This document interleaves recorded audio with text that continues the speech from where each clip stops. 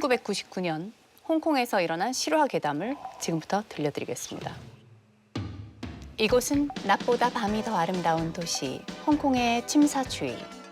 매일 밤 야경을 보기 위해 수많은 인파가 몰려드는 곳이죠. 하지만 저는 밤이 찾아오는 게 너무 무서웠어요.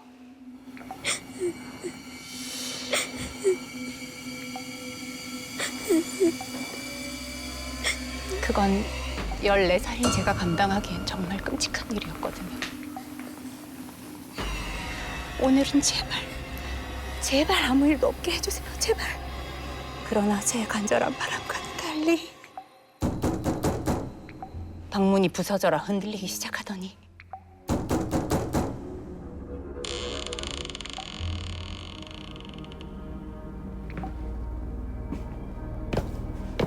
저벅 피 묻은 운동화가 저에게 다가오기 시작했어요.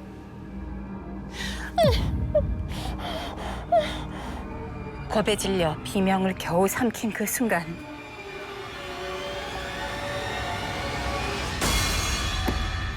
시뻘건 손이 쑥 들어오는 거예요.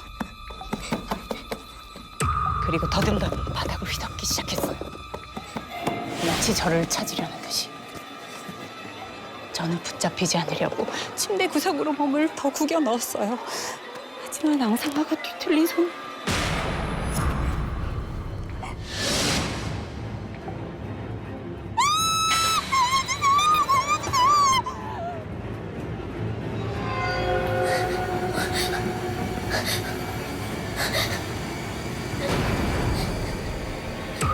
또 그 여자였습니다. 머리가 통째로 잘려나가고 없는 여자. 너도 당해봐. 너도! 순간 목 주변이 축축한 느낌이.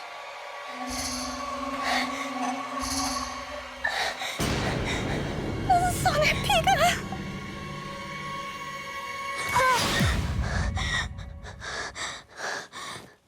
매일 밤 악몽에 시달리는 소녀의 이름은 아퐁. 벌써 며칠째 꿈에서 머리 없는 여자에게 죽임을 당하고 있었죠. 소녀는 더 이상 버틸 자신이 없었습니다.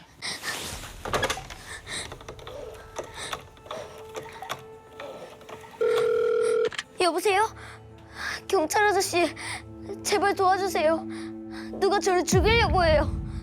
어디세요? 저기 조금만 진정하시고 자세히 좀 설명해 주세요. 제 꿈에 머리 없는 여자가 나왔는데 그 여자가 저를... 꿈이요? 아 진짜. 당신 누구야? 이거 왜 장난 전화하고 있어? 여보세요? 여보세요? 하지만 경찰은 아퐁의 말을 전혀 믿어주지 않았습니다. 다시는 장난치지 말라고 화만 낼 뿐이었죠. 아휴, 오늘 도대체 이게 몇 번째냐? 아이, 뭐 그렇게 할 일들이 없나? 그 시각 경찰서는 밀려드는 신고 전화로 정신이 없었어요. 네, 경찰입니다. 아, 예. 길 건너편 상가에 수상한 여자가 돌아다닌다고요? 그럼 무단 침입을 신고하신 건가요? 예? 아, 근데 그 여자가 귀신이라고요? 아, 이봐요, 선생님. 아니, 경찰이 귀신을 어떻게 잡습니까? 예? 아, 아니, 제가 지금 선생님 무시하는 게 아니고요. 예, 귀신이 나타난다는 황당한 신고 전화. 그런데 신고자가 동네 어르신부터 식당 손님들까지 너무 다양한 겁니다. 게다가 귀신을 봤다고 지목한 장소가 서로 입을 맞춘 듯 똑같았어요. 이건 문제 있다. 그랜빌로드 31번가. 침사추이 번화가 중 한 곳이었죠. 이걸 믿어야 할지 말아야 할지 도무지 갈피를 잡지 못하는 경찰. 하지만 얼마 못 가서 더 이상 출동을 미룰 수 없게 됩니다. 살려주세요! 살려주세요! 한 소녀가 다급하게 경찰서로 뛰어오는데 맨발에 찢어진 옷과 누군가에게 해코지를 당한 듯한 모습에 경찰서가 발칵 뒤집어졌죠. 제발 좀 도와주세요. 안 그러면 머리 없는 여자가 절 죽일 거라고요. 그 사람은 다름 아닌 아퐁이었습니다. 아까 전화했던. 제가 살던 집 한 번만 찾아봐 주세요. 제발요. 야, 애기야, 그 일단 진정 좀 하고 그 아저씨한테 상황 설명 한 번만 다시 해줄래? 앞장서는 소녀를 따라 나선 경찰들. 잠시 후 어느 아파트 건물이 보였습니다. 그때 찾아줄게! 찾아주면 되잖아! 아퐁이 겁에 질린 목소리로 허공을 향해 외쳤어요. 그리고 덜덜덜 떨리는 팔트로 건물 3층을 가리키더니 저 안에 여자가 죽어 있어요. 경찰은 반신반의했지만 일단 수색을 해보기로 합니다. 그런데 표지판에 적힌 주소가 그랜빌 로드 31번가. 거기다. 대체 이게 어떻게 된 일인지 소녀가 가리킨 3층으로 다가가면 갈수록 이게 뭐야? 코를 찌르는 악취. 그것은 다름 아닌 시체 썩는 냄새였어요. 진짜 있나?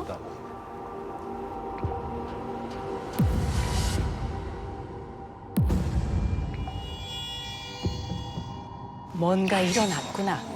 확신하게 된 경찰. 야, 김영사, 내가 이쪽 볼 테니까 네가 이쪽 좀 봐줘. 시신이 있을 만한 곳을 샅샅이 뒤졌죠. 하지만 어찌된 일인지 하나같이 텅 비어 있을 뿐 시신의 흔적은 보이지 않았습니다. 그런데 그때 야, 김영사, 일로 좀 와봐. 구석에 놓인 인형 하나가 눈에 들어왔어요. 그거다. 이거 피 아니야? 섬뜩한 기분과 함께 인형을 놓치고 맙니다. 스스로 무게를 견디지 못하는 듯 기우뚱 머리가 바닥으로 쓰러지는 인형. 아니, 솜인형이 왜 이렇게 무거워? 왜 그래? 뭔가 이상함을 느낀 경찰은 조심스럽게 인형을 찔러봤어요. 팔, 다리, 몸통. 푹신한 솜이 든 봉제 인형답게 찌를 때마다 푹푹 안으로 들어갔죠. 딱 한 곳만 빼고요. 어디? 인형의 머리 부분만 뭔가 딱딱한 것이 막혀서 들어가질 않는 거예요. 인형 머리를 새로 꿰맨 흔적도 보였죠. 뭐가 이렇게 꼬매져 있지?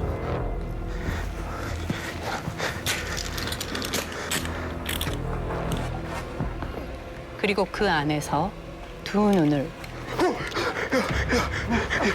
의심케 하는 무언가를 발견하는데요. 그것은 바로 두개골. 그것도 삶은 머리였습니다.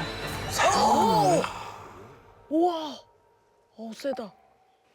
이게 바로 현장에 있던 그 인형입니다. 오. 여기 이제 사람 머리가 있었구나.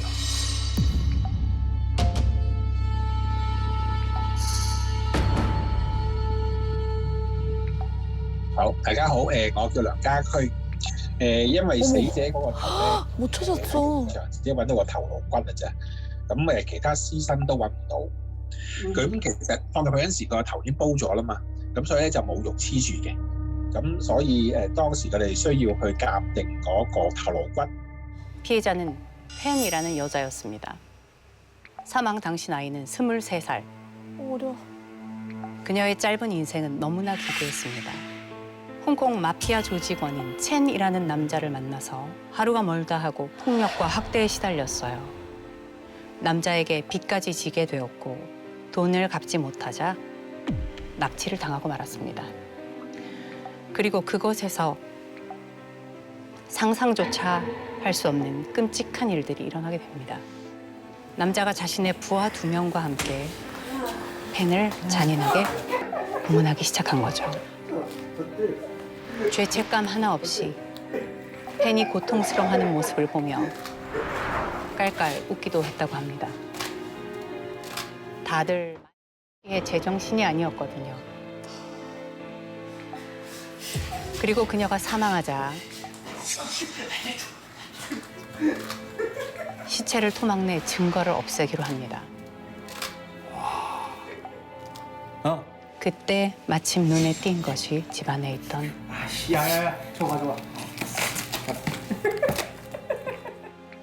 헬로키티 인형이었던 것이죠.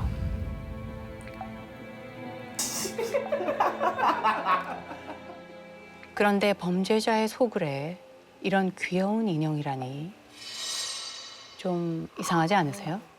그러니까. 사실 이 인형의 주인은 따로 있습니다. 인형을 한창 좋아할 나이. 경찰에 시신의 위치를 알려준 사람. 아까 애기.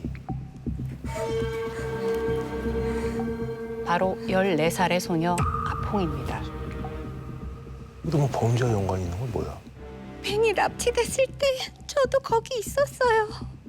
벤이 고통받는 모습을 옆에서 모두 다 지켜보고 있었다는 소녀. 그녀는 이 사건의 유일한 목격자인 동시에 놀랍게도 범행에 가담한 공범이었습니다. 말도 안 돼. 소녀는 남자들의 협박과 강요 때문에 어쩔 수 없었다고 말했어요. 벤이 죽은 후 그 집을 나와 다 잊고 살았는데 어느 날 밤부터 악몽이 시작되었습니다. 매일 밤 피해자의 영혼이 자신을 찾아와 죽이려 들자 경찰에 모든 걸 고백할 수밖에 없었던 겁니다. 소녀의 신고로 결국 가해자들이 모두 체포됐고 재판이 열렸습니다. 차례차례 법정 안으로 들어오는 첸과 그의 부하들.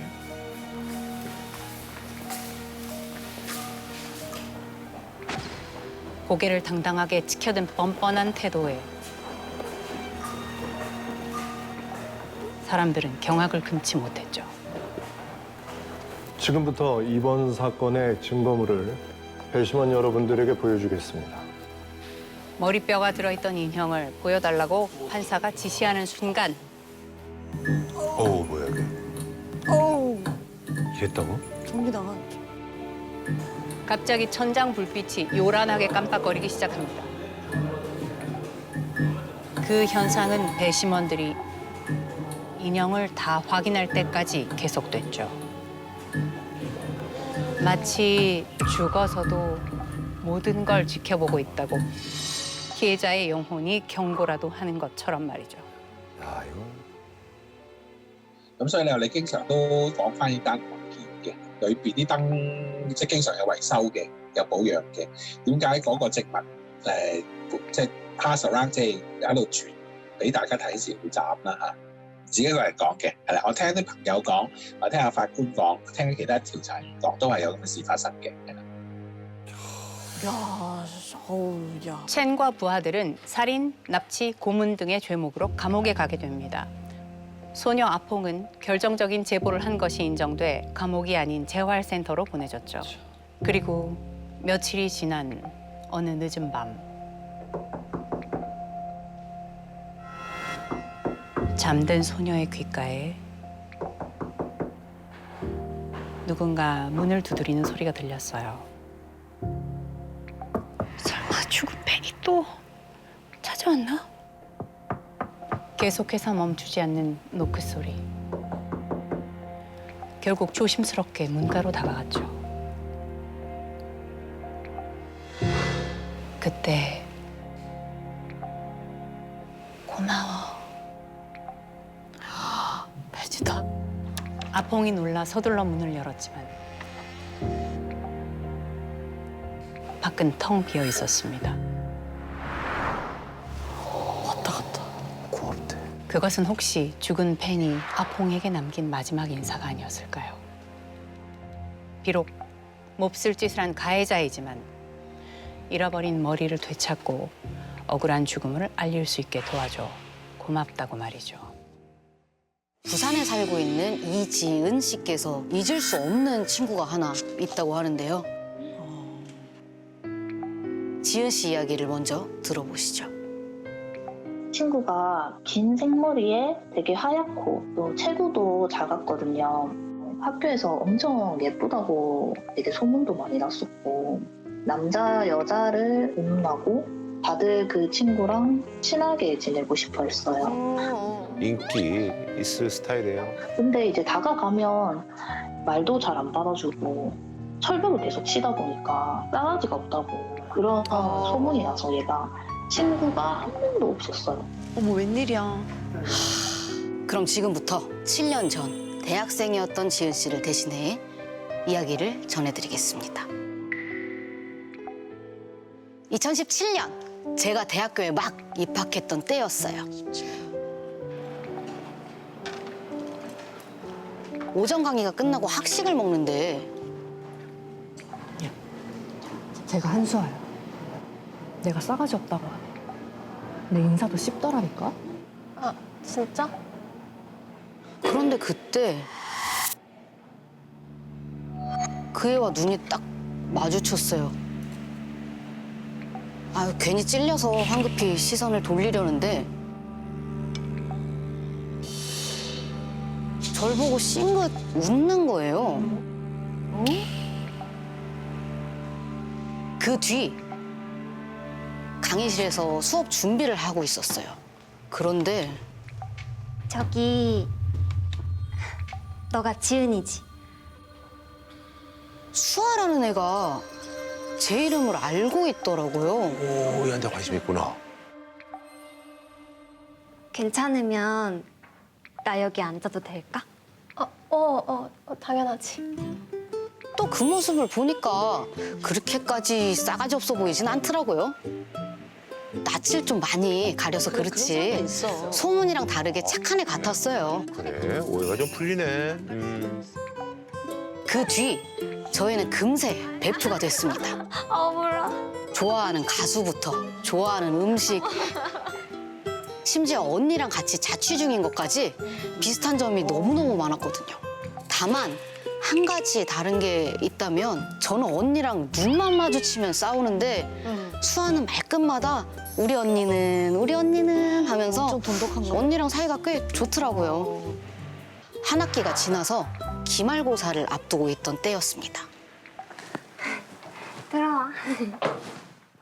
처음으로 수아가 집으로 초대를 해준 거예요. 아, 거기 앉아. 그런데 집에 딱 들어갔는데 좀 당황스러웠습니다. 아직 해도 다 안 졌는데 집안이 어두워도 너무 어두운 거예요. 분위기가 좀, 자세히 보니까 암막 커튼이 다 쳐져 있더라고요. 어둡게 있는 걸 좋아하나? 그런데 수아는 들어서자마자 집 곳곳에 있는 초를 켰어요. 왜 초를 켜? 불 안 켜? 아, 그냥 밝은 게 싫어서. 촛불에 어른거리는 그림자 때문이었을까요? 집 분위기가 좀 음산하더라고요. 그 뒤 수아는 방에 들어가서 예쁜 원피스 한 벌을 들고 나왔어요. 지은아. 사실 언니 옷인데 이제 안 입는 데서. 이 옷 너 가질래? 아, 진짜? 근데 언니 옷인데 나 줘도 돼? 그럼. 한번 입어볼래? 지금? 지금? 바로 입어봤죠. 너무 예쁘다. 언니한테 꼭 감사하다고 전해줘. 그래? 그럼 지금 얘기할래? 언니 방에 있어. 집에 아무도 없는 줄 알았는데 언니가 방에 계셨나 보더라고요. 수아의 손에 이끌려서 언니 방에 들어갔습니다.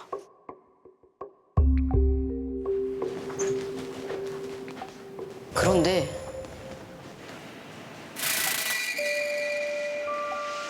한쪽 벽에 인형들이 가득 진열돼 있었거든요. 약간 무서워. 소개해줄까? 얘는 메리고, 얘는 해피, 얘는 초코. 그리고 여긴 우리 언니. 수아가 가리키는 곳엔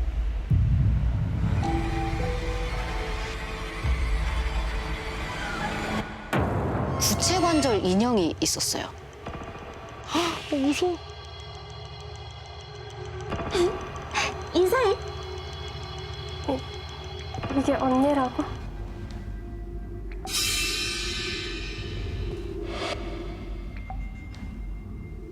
우리 언니한테 이거라니? 어머, 인사 똑바로 다시 해.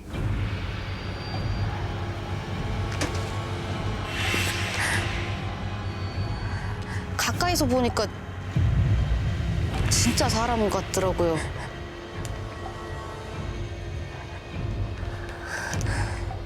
그 순간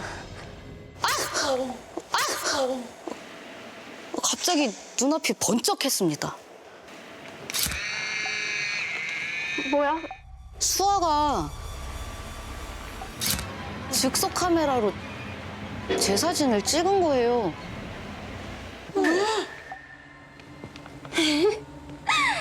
그냥 잘 어울려서. 아, 우리 이제 과제하러 가자. 분위기 이상한데? 그 뒤 거실에서 과제를 시작한 지 1시간쯤 지났을까요? 자꾸 뒤에서 누가 쳐다보는 기분이 드는 거예요. 그래서 뒤돌아봤는데 깜짝아! 이게 왜 여기 있어? 이걸 언제 갖다 놓은 거야? 제 뒤에 인형이 놓여 있는 거예요. 수아가 아까 언니라고 한 그 인형이요. 그 큰 걸 왜 거기다 갖다 놨어? 인형 얘기 또 꺼내고 싶지가 않았어요. 아까요 무섭게 정색하던 수아 표정이 떠올랐거든요. 그런데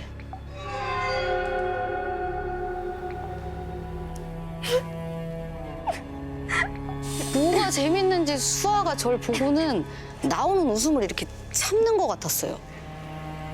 그런데 몇 분이 채 지나지 않아서 간지러워.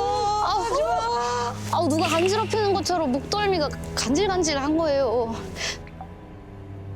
그래서 뒤를 돌아보니까 인형이 언제부터 날 보고 있었지? 움직이는 거야.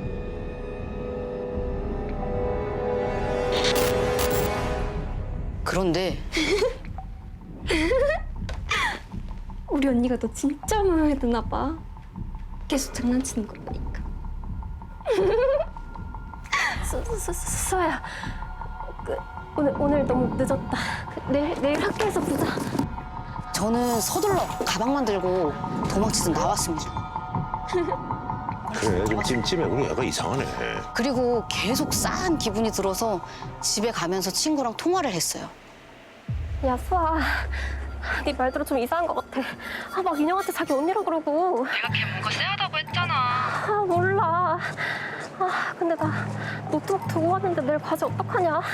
근데 사진은 잘 나왔어? 뭐야? 어떻게 알아? 얼이 빠진 채 휴대폰을 줍고 일어서는데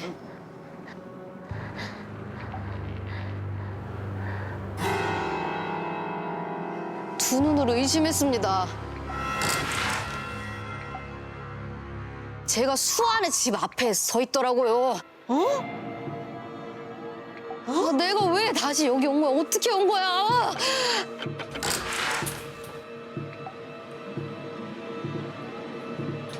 그때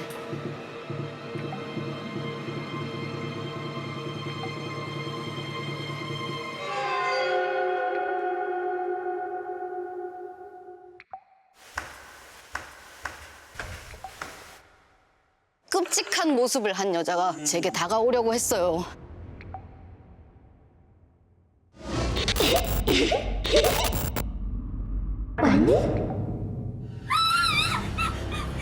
오지 마! 오지 마! 오지 마! 뭐야? 홀렸다. 눈을 뜨니 제 방 침대 위였습니다. 뭐야, 어떻게 된 거야? 기절한 거야? 수안에 다녀온 이후로 머릿속이 뒤죽박죽이었습니다. 꿈이야? 혼자가 되나 보다. 아, 내 노트북 받아야 되는데 과제가 다 거기 있는데 어떡하지? 아, 어떻게 노트북. 결국 고민 끝에 수안회로 향했습니다. 집 앞에 도착을 했는데 수아야, 나 지은인데.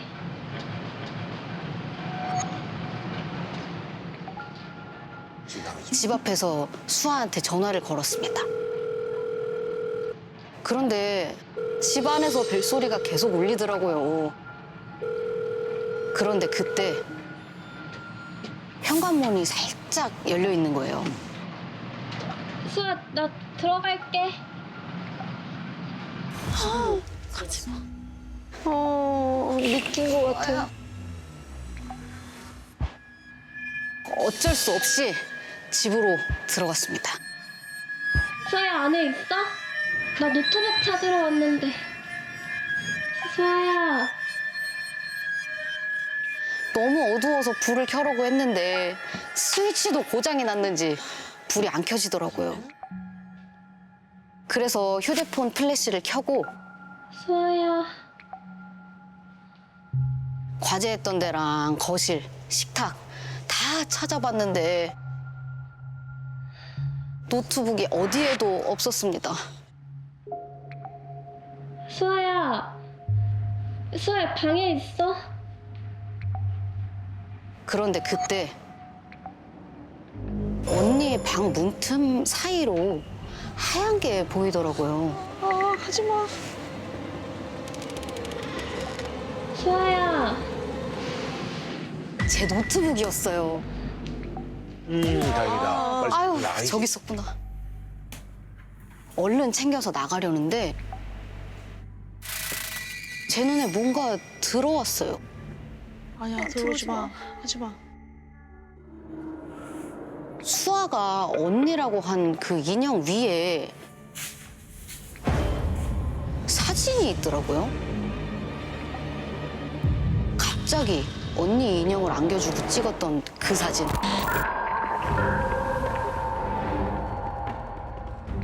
그런데 그 사진 말고도 이게 뭐야? 그동안 수아와 놀러 다니면서 찍은 제 독사진들이 같이 있었어요. 왜? 그런 남의 사진을 말이야. 갑자기 뭔가 불길한 기분이 들었어요. 그런데 그때 언니 인형 뒤에 뭐가 하얗게 빛나더라고요. 인형을 치우고 자세히 보려는 그 순간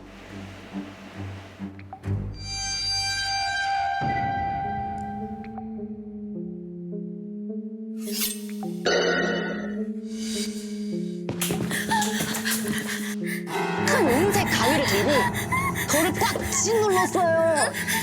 어머, 왜 이래?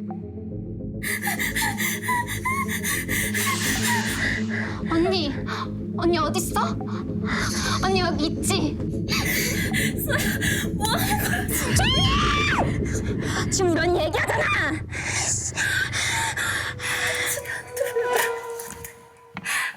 우리 언니가 네가 좋대. 그러니까 네 몸 좀 빌릴게.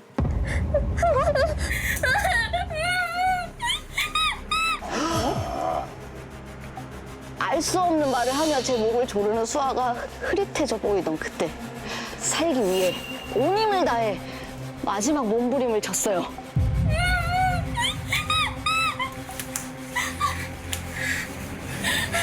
그때 책장에 있던 도자기 그릇이 바닥에 떨어졌습니다. 뭐야?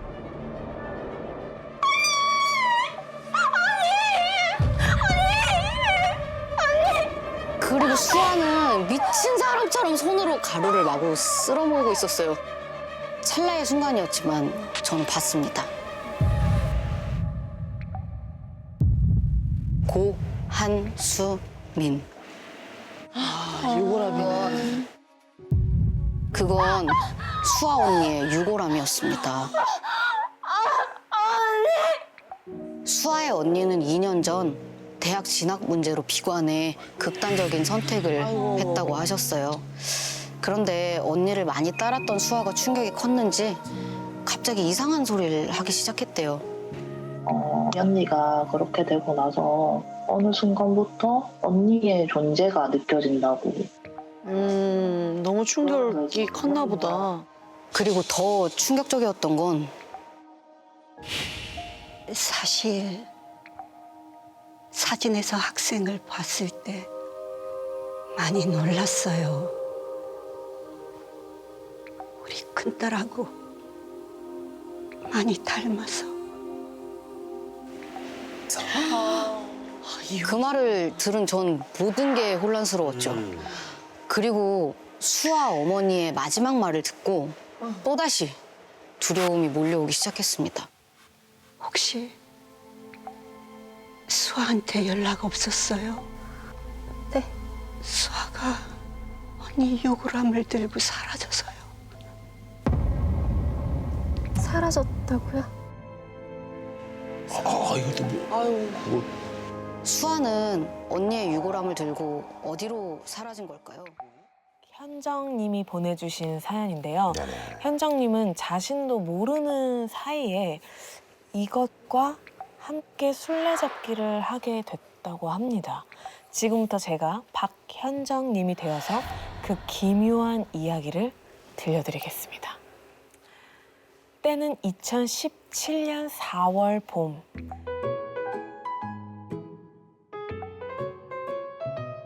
햇빛이 아주 쨍쨍한 화창한 주말이었어요. 저는 할 일 없이 뒹굴뒹굴 침대에 누워있다가 기분 전환 겸 인테리어나 좀 바꿔볼까 하는 생각이 들었어요. 집 꾸미는 게 오래된 취미거든요. 혼자 하면 좀 힘도 들고 심심할 것 같아서 친한 친구도 불러가지고 함께 하기로 했죠. 우와, 예쁘다. 친구와 커튼도 다시 달고 빨리 켜봐. 새 집처럼 산뜻해진 모습을 보니까 기분이 정말 좋았어요. 근데 그때 베란다에 있는 수납장 하나가 눈에 너무 거슬리는 거예요. 전에 살던 사람이 놓고 간 건지 이사 올 때부터 있었거든요. 저는 이참에 수납장 리폼까지 해치우기로 마음먹었습니다.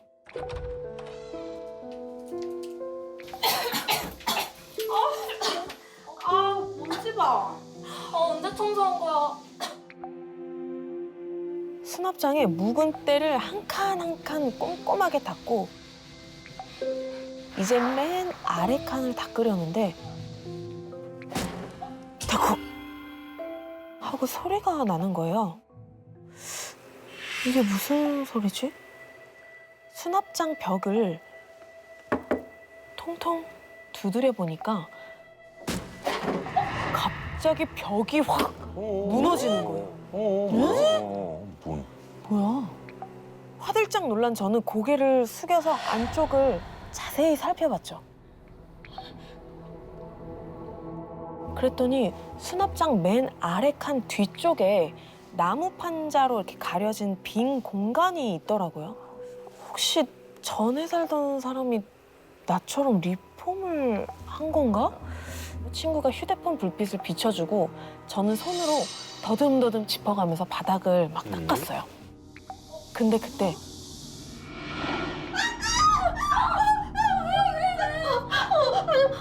차갑고 물컹한 털이 제 손에 잡히는 거예요. 털? 설마 죽은 쥐는 아니겠지? 식은땀을 흘리면서 안쪽을 자세히 이렇게 들여다보는데 정말 검은색의 털이 보였습니다.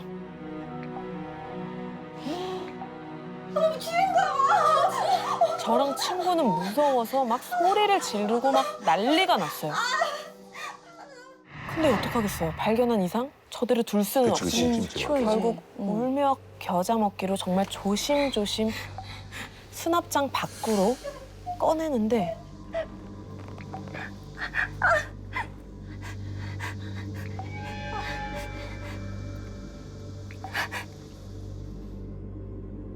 그건 죽은 쥐가 아니라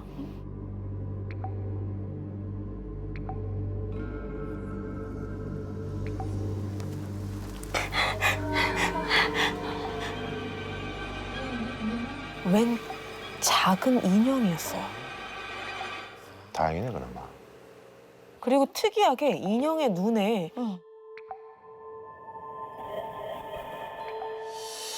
청테이프가 칭칭 감겨 있었어요. 그 얘기 들었다. 아, 이상하다. 뭔가 찜찜하잖아요. 여기 왜 이런 게 있어? 근데 이상하게 그 인형의 눈을 꼭 확인해 보고 싶은 거예요. 보고 싶은 거.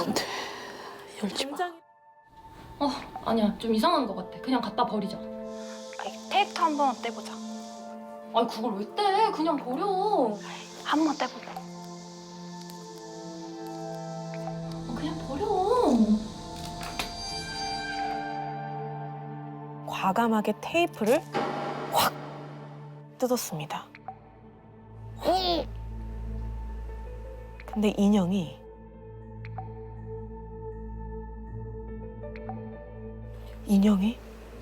생각보다 훨씬 예쁘게 생긴 거예요.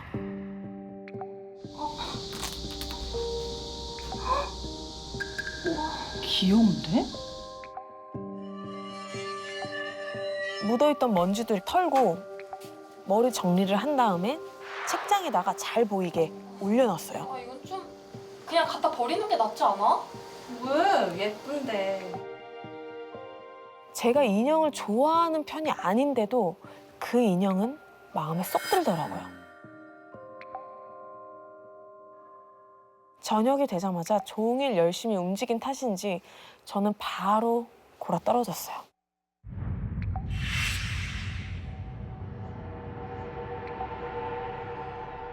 그렇게 한참을 자다가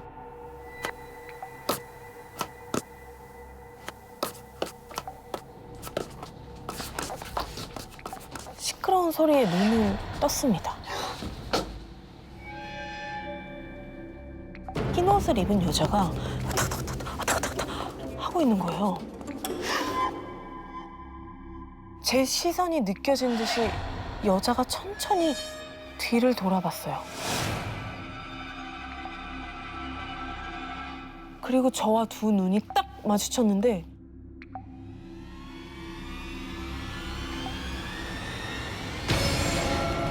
찾아졌다.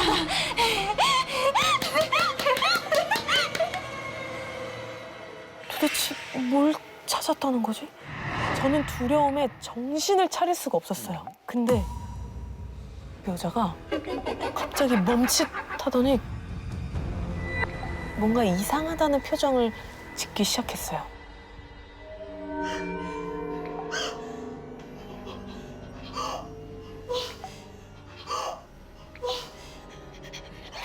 그리고는 표정을 싸늘하게 굳히면서 너 아닌데? 너 아닌데. 이번엔 진짜 마지막이다. 그러더니 뒤를 돌고 두 손으로 얼굴을 가린 후 천천히 10, 9, 8. 초를 세기 시작했어요. 마치 술래잡기를 하는 것처럼요. 2, 1.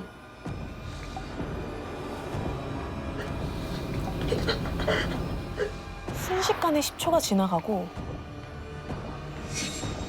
그 여자가 뒤를 돌려고 하는 그 순간 깜짝이야. 알람 소리를 듣고 눈을 뜰 수 있었습니다. 식은땀을 흘리면서 방 안을 이리저리 둘러보니까 아무 일도 없었던 것처럼 고요하더라고요.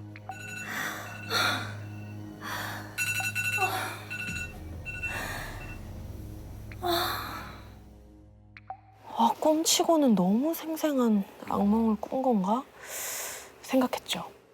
근데 그날부터 집에 혼자 있으면 꼭 누가 있는 것 같은 기분이 드는 거예요. 갑자기 방문이 끽 하고 열렸다가 닫히는 소리도 들렸고요. 시선이 느껴져서 뒤돌아보면 아무도 없었던 적이 많았어요. 그런 일이 반복되다 보니까 혼자 집에 있는 게 싫어지더라고요. 그래서 친구를 불러서 자취방에서 함께 놀기로 했죠. 저희는 이런저런 이야기를 하다가 늦은 시간에 잠자리에 들었습니다. 친구도 있으니까 오늘은 괜찮을 거야. 하지만 그건 제 헛된 바람이었어요.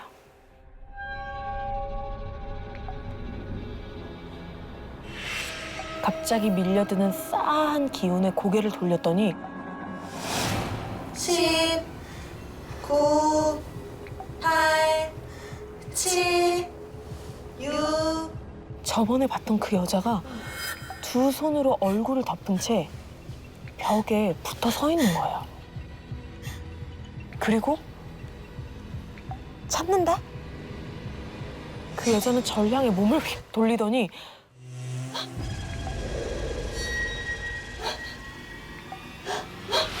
얼굴을 가리고 있던 손을 쓱. 저는 온몸이 굳은 채 저 여자를 올려다봤어요. 다가오지 마, 다가오지 마. 속으로 간절히 외쳤지만 제 바람과는 달리 여자는 저에게 점점 더 가까이 다가왔어요. 그녀는 그런 절 보더니 소리를 막 지르기 시작했어요. 왜 안 숨었어? 왜 안 숨었어? 왜 안 숨었어? 왜 안 숨었어? 그리고 그 여자의 얼굴을 자세히 본 저는 심장이 정말 떨어지는 줄 알았습니다. 그 여자 눈 밑에 점이 있었거든요. 그 인형?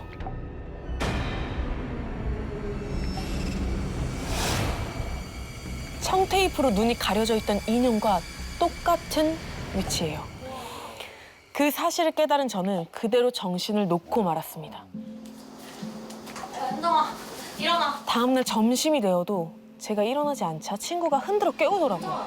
일어나. 은정아. 저는 눈을 뜨자마자 그 인형을 확인했습니다.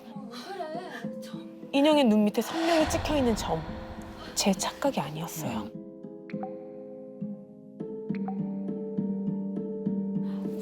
사실 나 며칠 전부터 여자 귀신 꿈을 꿨거든? 근데 저 인형이랑 똑같이 생긴 거야. 내가 불길하다고 했잖아. 친구는 처음 봤을 때부터 불길한 느낌이 들었다면서 인형을 당장 제자리에 돌려놓자고 말했어요. 그리고는 무서워하는 저를 대신해서 인형을 수납장에 다시 넣고 안 보이게 나무 판자까지 세워줬습니다. 그런데도 마음이 놓이질 않았던 저는 부모님 집으로 도망을 갔어요. 딸 왔어. 앉아. 가족들 얼굴을 보니까 긴장이 풀렸는지 피곤함이 몰려오더라고요.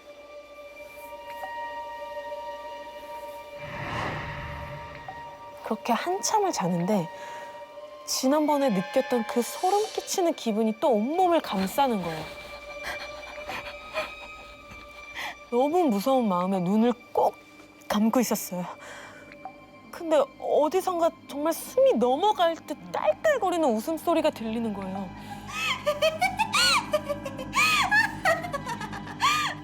그 순간 누가 눈꺼풀을 확 위로 잡아당긴 것처럼 눈이 저절로 치켜떠졌습니다.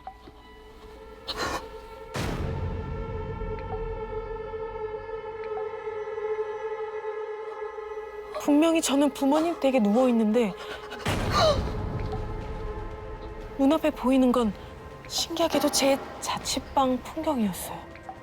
저는 영문도 모른 채 제가 없는 빈 방을 바라보고 있는데 저를 공포에 질리게 했던 그 여자가 나타나는 거예요. 그리고 저를 찾는 듯이 커다랗고 검은 눈동자를 없네?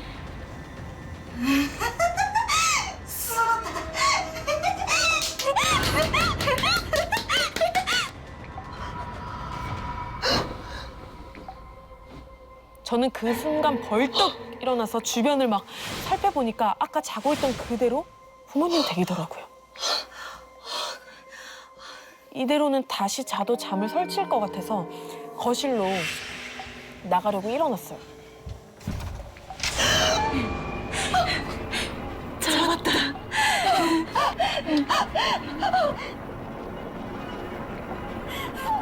주춤주춤 뒷걸음질을 치는 저를 향해서 점점 다가오는 그 여자. 오지 마! 오지 말라고! 도대체 나한테 왜 이러는 건데! 저는 움직이지 않는 다리에 억지로 힘을 주면서 열린 문틈으로 도망을 쳤습니다. 숨이 정말 턱 끝까지 차오르고 다리가 정말 천근만근 무거웠지만 멈출 수 없었어요. 이 술래잡기에서 붙잡혔다간 정말 큰일 날 것 같았거든요. 하지만 자꾸만 느려지는 발걸음. 점점 거리가 좁혀졌어요. 어딜 가? 이제 네가 술래야. 그 여자가 제 뒤에서 제 머리를 확 잡아채 저를 바닥에 눕혔고 제 관자놀이를 감싸더니 길다란 검지 손톱으로 두 눈을 찌르려는 거예요. 누나 괜찮아? 누나 나야 괜찮아? 나야 왜 그래? 그때 다행히 절 찾으러 나온 가족들이 달려왔습니다.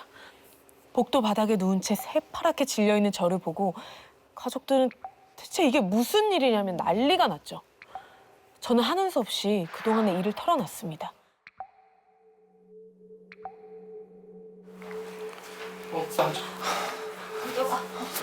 앉아봐. 그러자 남동생이 조용히 이렇게 말을 하는 거예요. 누나, 혹시 누가 그 인형이랑 술래잡기 중이었는데 자기를 못 찾게 일부러 그 눈을 가린 게 아닐까? 동생의 이야기를 듣자마자 부모님은 지금 당장 그 인형을 버리고 자취방도 옮기자고 하시더라고요. 하지만 저는 함부로 버렸다가 혹시나 해코지라도 당할까 봐 엄두가 나지 않았어요.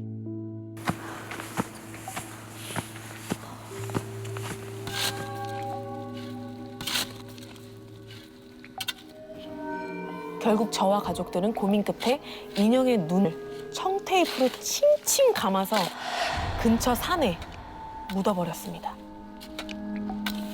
두 눈이 가려져 있던 예쁜 인형. 그 인형은 정말 누군가와 숨바꼭질 중이었던 걸까요? 혹시 지금도 그 인형이 자신을 찾아줄 새로운 술래를 기다리고 있는 건 아닐까요? 익명의 제보자가 보내주신 익명 제보자는 항상 무섭던데. 믿고 듣는 익명이죠. 네. 일단 그럼 이름을 편의상 미주 씨라고 하겠습니다. 어린 시절 미주 씨는요 동네에서 굉장히 유명한 딸 부잣집이었어요. 근데 어느 날 이 미주 씨의 두 번째 동생이 밤늦게 들어오질 않는 거예요. 부모님은 당연히 걱정이 되겠죠. 그래서 미주 씨 둘째 동생을 찾으려고 나가려는 찰나 둘째 동생이 검은색 봉다리를 들고 들어오더래요. 그래서 또 그 봉지 뭐야? 그랬더니 윤지네 할머니가 줬어. 이러는 거예요. 여기서 윤지는 우리 미주 씨 둘째 동생이랑 친한 친구인데 둘 다 성격이 엄청 불같은 거예요. 뭐 하루는 되게 친하게 지내. 다음날 싸워. 다시 또 친하게 지내. 싸워. 애들이지 뭐. 그런 사이였던 거예요. 근데 일주일 전에는 어마어마하게 크게 싸운 거예요. 머리끄댕이 잡고 얼굴 핥히고 아이고. 때리고 난리가 난 거예요. 근데 여기서 윤지는 할머니랑 둘이 사는 친구였어요. 네. 그러니까 할머니가 이 손녀딸이 얼마나 예쁘겠어요. 속상하지 그러면. 애지중지하죠. 싸우고. 그러니까 너무 화가 나신 거야. 네. 할머니가 미주 씨네 집에 찾아와서 깽판을 부리시는 아이고 거예요. 아이고. 어디 귀한 손녀를 니네가 뭐 하는 거야? 뭐 하는 것들이야? 이렇게 화를 내시는 거예요. 그렇겠지. 그런데 네. 그렇게 화를 내시고 간 일주일 뒤에 선물을 주는 게 좀 의아하잖아요. 그러네. 미안하셨나? 그 괴팍한 할머니가 왜 선물을? 그리고 봉다리를 열어봤더니 네.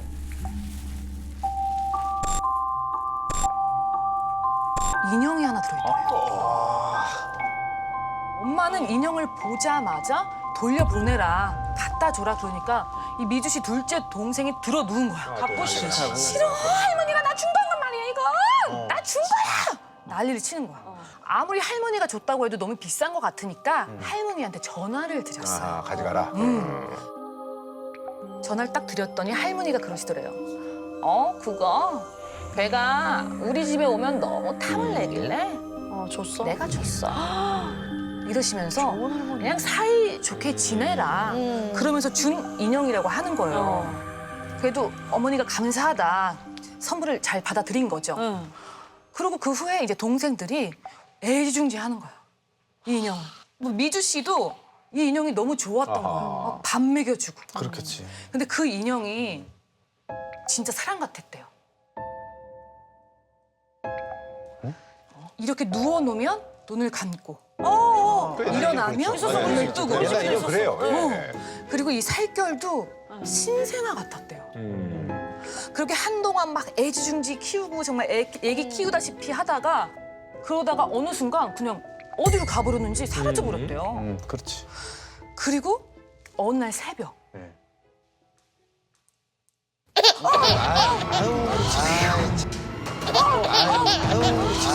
이거 좀 하지 마. 아이고, 아유, 그래 깼어. 정말 애기 울음소리가 들려서 미주 씨가 잠에서 확 깬 거예요. 애기 울음소리인가? 고양이 울음소리인가? 생각을 막 하다가 다행히도 울음소리가 그치더래요.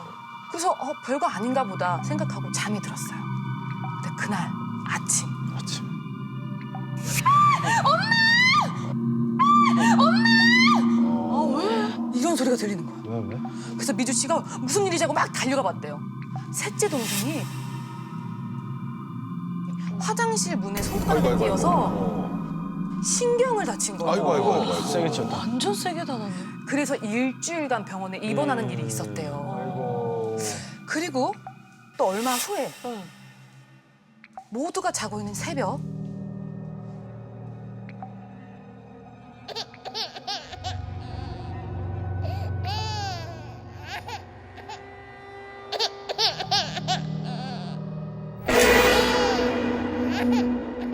이번엔 더 가까이서 들리더래요. 거리가 더 가까워진 듯한 그 소리가 들리더래요. 아니 애가 올 리가 없잖아.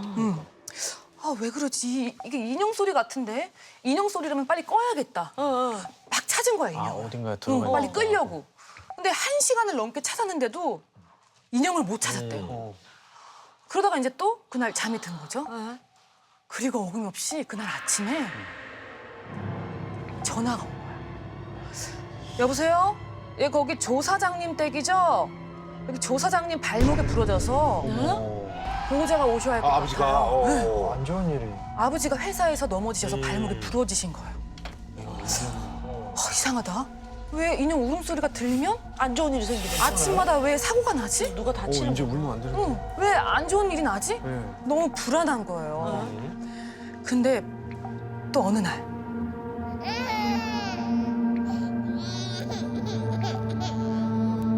애기 울음소리가 나는데 인형 찾아. 이번에는 미주 씨 침대 아래에서 들리는 것 같아요. 거기 있었구나. 아유, 빨리 꺼야겠다. 인형을 이렇게 딱 잡는 순간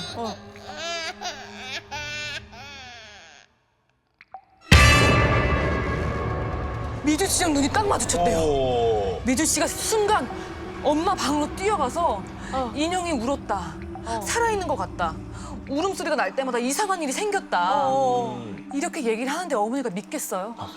안 믿죠. 엄마도 그냥 무서운 생각하지 마라. 그런 거 아니다. 우연의 일치다. 이렇게 말씀을 하신 거죠. 근데 그날 이후에 또 인형이 안 보이는 거야. 침대 밑에 있었는데? 또 사라져버렸어. 어떻게 된 거야? 근데 또 얼마 후에 외삼촌한테 전화가 온 거예요. 네? 외삼촌이 다짜고짜 어머니한테 그 인형 어디서 났어? 그 인형 누가 준 거야? 외삼촌이 하는 거야? 외삼촌이 어떻게 알죠? 이 수압이 너무 들릴 만큼 화가 나서 소리를 치시는 거예요. 그리고 어머니가 전화 끊으셨대요.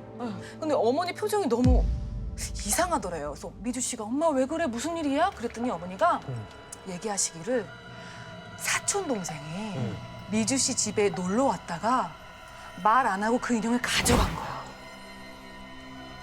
이 동생이 밤을 따다가 밤가시에 눈이 찔려서 눈을 다친 거예요.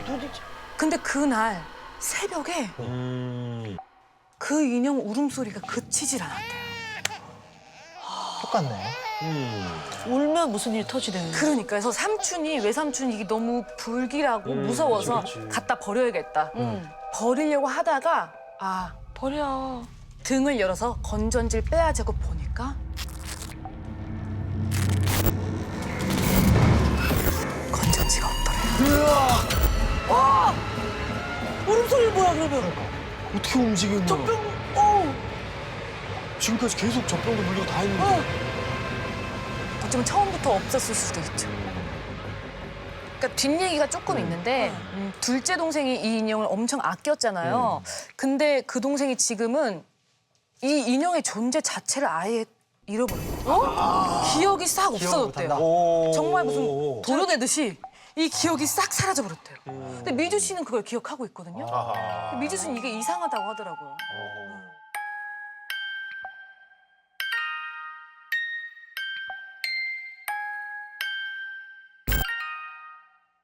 2015년 저는 도쿄의 한 대학을 다니며 일본어 통역사를 꿈꾸고 있었습니다.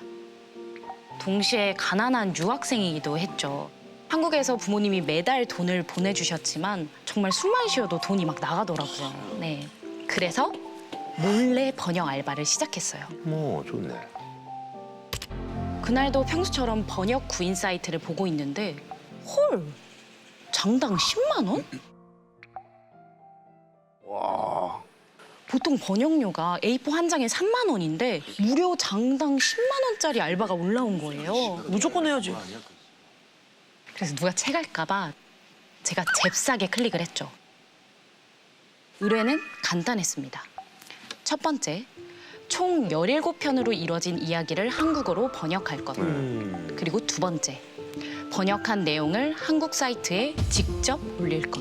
뭐지 이게? 그리고 이 작업을 모두 마치면 성공 보수 100만 원이 추가 지급된다. 무조건 해야지. 그렇죠. 이런 꿀알바를 다른 사람한테 뺏길 수는 없잖아요. 빨리 신청해야지. 그래서 제가 바로 지원을 했습니다. 번역할 이야기의 제목은 이키닌교. 우리말로 살아있는 인형. 괴담이구만 괴담.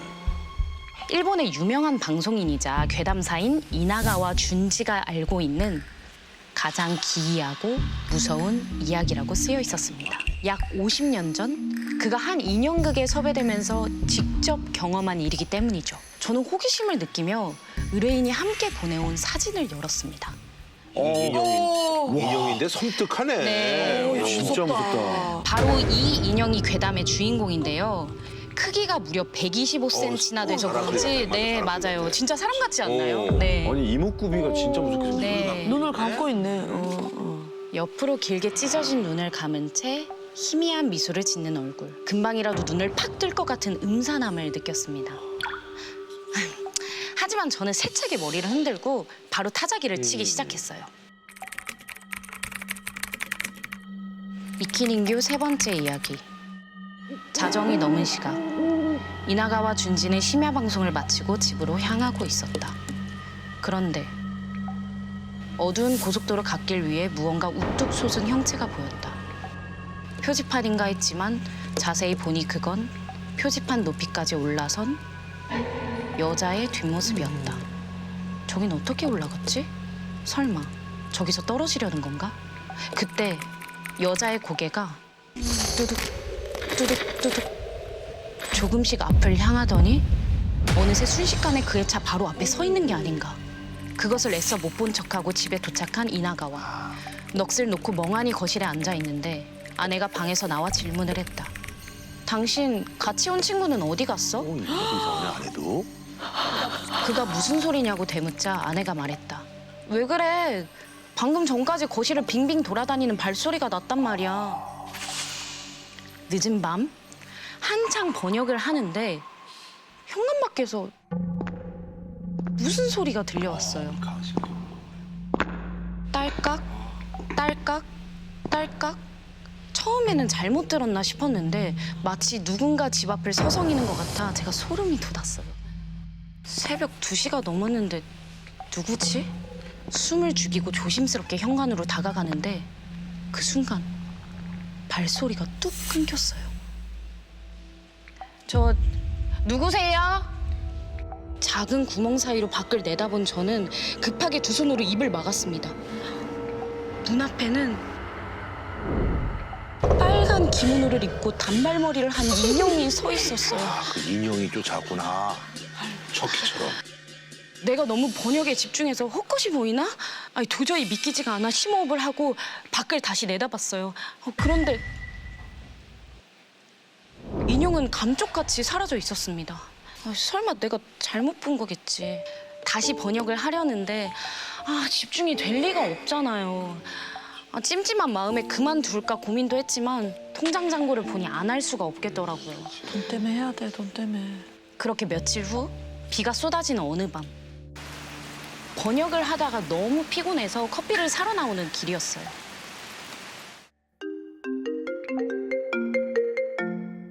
응, 언니. 가은아. 엄마가 깜빡해서 지금 돈 보냈대. 언니, 나 번역 알바하잖아. 당분간 안 보내줘도 되는데. 야, 엄마 아빠 알면 난리나. 아이, 그러니까 비밀.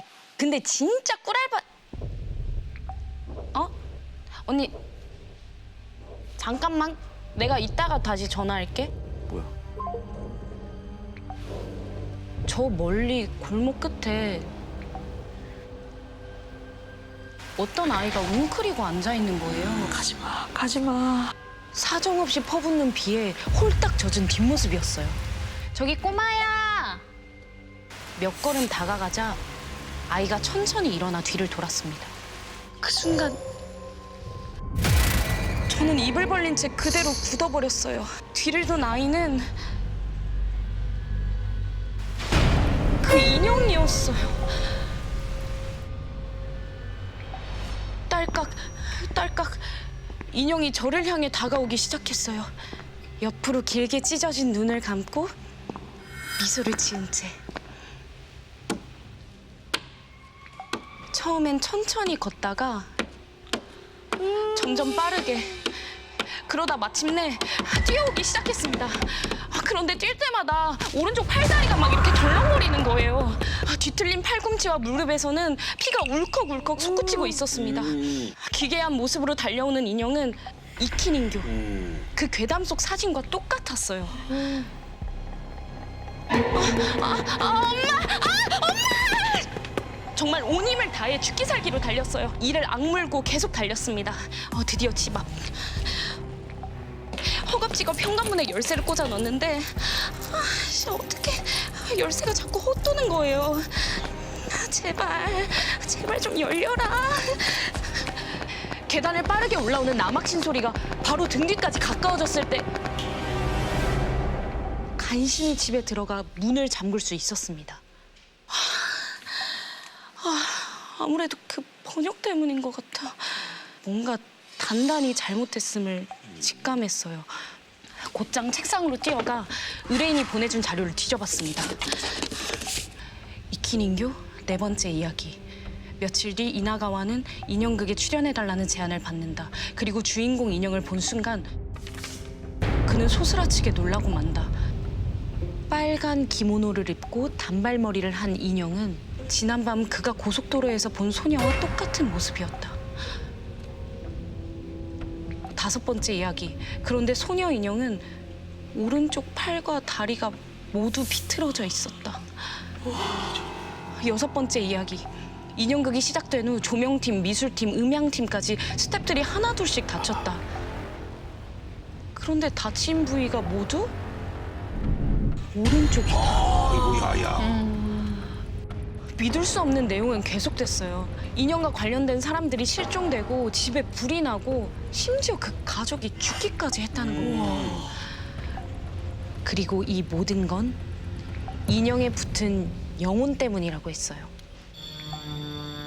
과거 도쿄 대공습 때 오른팔과 오른발을 폭격당해 죽은 소녀의 영혼이 저주를 내린 거라고요. 그리고 그 저주는 결국 저에게도 찾아왔습니다. 안 돼. 아니 번역을 이어갈수록 몸이 자꾸만 이상해지는 거예요. 오른쪽 손발이 아프다가 점차 감각이 무뎌졌어요. 설마. 그러다가 얼굴이 왜 이러지? 오른쪽 얼굴에 경련이 일어나더니 뒤틀린 채로 그만 굳어버렸습니다. 이대로 계속하면 정말 큰일이 벌어지겠다는 두려움에 의뢰인에게 번역을 그만두겠다는 메일을 보냈습니다. 늦어서 이제. 근데 어떤 답장도 오질 않더라고요. 근데 답장이 안 와? 저는 이 인형에 대해 생각하지 않겠다고 다짐하며 얼굴을 붙잡고 애써 잠을 청했어요. 그렇게 몇 시간을 잤을까? 여보세요? 아, 왜 이렇게 전화를 안 받아? 무슨 일이 있어? 엄마가 자전거에 치였는데. 돌아온 언니의 대답을 듣고 저는 핸드폰을 떨어뜨리고 말았습니다. 급하게 한국행 비행기를 타고 병원으로 달려갔어요. 그리고 눈으로 보고도 도저히 믿어지지 않는 엄마의 모습. 엄마는 이마부터 코, 입술, 팔, 그리고 다리까지 거짓말처럼 오른쪽만 다친 채 병실에 누워 있었습니다. 오 이게 뭐야? 내가 그 얘기를 번역하지만 않았더라면. 그 와중에도 엄마는 신경 쓰지 말고 공부하라며 한사코 저를 돌려보내셨습니다. 혼자 차를 몰고 집을 가는데 심장이 막 터질 것 같았어요. 그리고 이상하게 점점 막 정신이 몽롱해지는 거예요. 이러다 사고가 날 것 같아서 잠깐 차를 세우려는데 아이고. 사고 났어? 온몸이 부서지는 통증에 정신을 차리자 제가 탄 차가 가드레일을 들이받고 뒤집어지고 있었던 거예요. 아이고 큰일 날 뻔했다. 목숨이 위험할 뻔했지만 다행히 근처에 있던 사람들이 저를 구해줬어요. 그런데 괜찮아요? 옆에 있는 사람 어디 갔어요? 사람들이 다급하게 누군가를 찾는 거예요. 저 혼자 타고 있었는데. 아닌데 분명히 있었는데. 살려달라고 손까지 흔들었는데. 어디 갔지? 아무도 제 말을 듣지 않았어요. 조수석에 누군가 있는 걸 똑똑히 봤다면서요. 차가 뒤집혔을 때 조수석 창문에서 하얀 손이 나와서 이렇게 천천히 흔들렸다고 말이죠. 그건 정말 살아있는 인형이었을까요? 저를 따라 한국까지 쫓아온 걸까요? 아니면 이 모든 게 그저 우연의 우연이었던 걸까요? 누군가 이 이야기를 듣고 오른쪽 몸이 아파온다면 부디 저에게 알려주시길 바랍니다.